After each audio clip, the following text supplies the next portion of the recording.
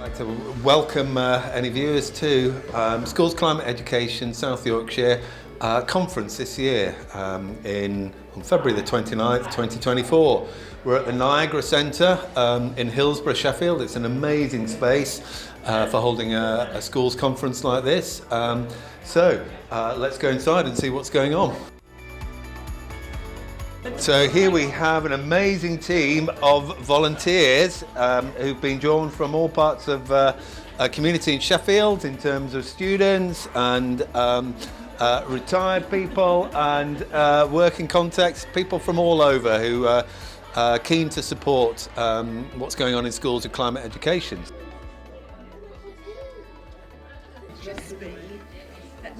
We've got some climate fresque workshops going on. This is the core of the day. It's been the whole morning, and the idea is that students learn about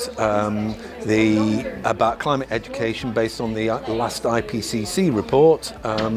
This is all with trained up facilitators, and we've got primary schools and secondary schools from across the South Yorkshire region.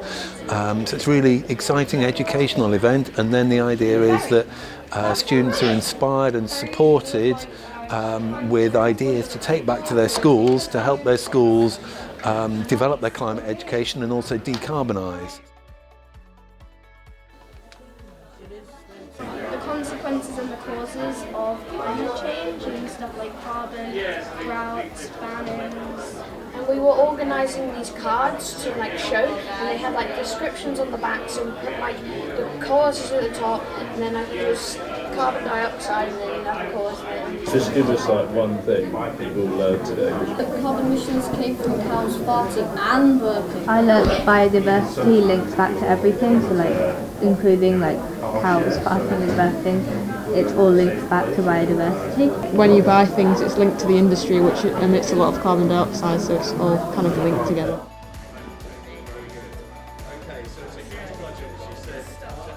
We have a school group called the Hayfield COP, which stands for Conference of the Pupils, where students will discuss some of the actions that they want school to kind of change to make school more sustainable. So today's just about students getting more information.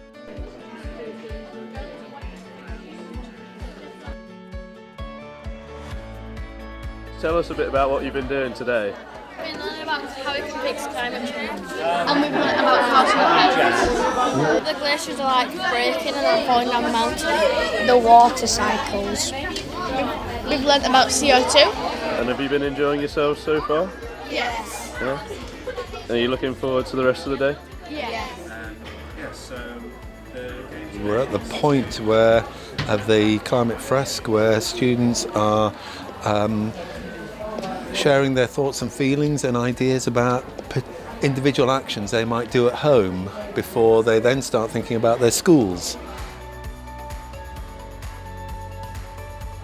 So here we have the same thing going on with fresques, but with an older age group. This is mostly the secondary schools doing exactly the same thing, but we've also got a series of organisations that are involved in climate action, so that students, once they've been inspired through the education that's taken place this morning, they then will be able to circulate around these stalls and find out practical ideas to take back to their schools, suggested by all these different climate organisations. So let's have a little look round.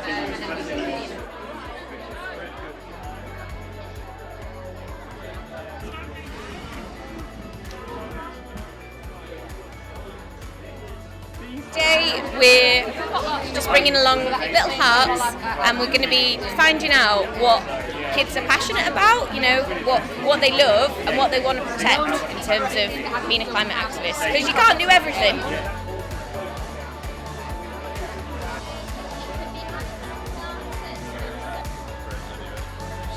Events like this are amazing for children to come along and experience it and see how they can actually help. And it gives them hopefully a sense of relief and empowerment that they can make those changes. I got this chard for my allotment and some carrots and parsley seeds. I also got a tote bag which was made of recycled t-shirt, and I learnt lots of things about how I can improve things in my school and like around like my area.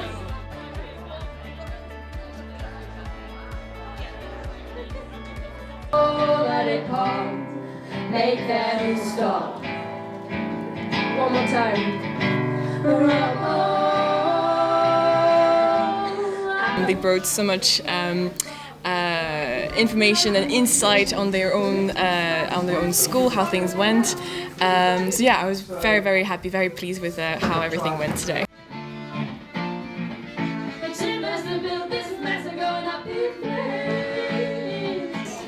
I do really think it's worth for other schools to join the conference. I feel like this should be a conference to go around the whole of the UK.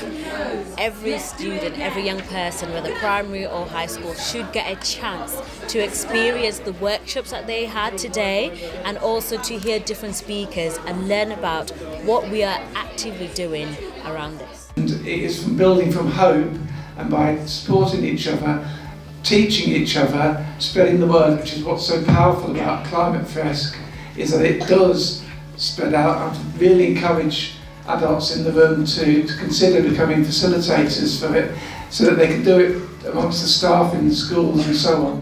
The one reason I think next year more schools should come and join this is because the young people are going to benefit from this. They're going to go away learning something, you know, having a fire in them to want to make a change. We've got to the end of the day on the SCESY 2024 conference. We have that nice feeling of positive exhaustion with a huge amount of organising that's gone on in the background, and what we've achieved I think has been amazing. So see you again next year for whatever next year holds. Okay, 3, 2, 1.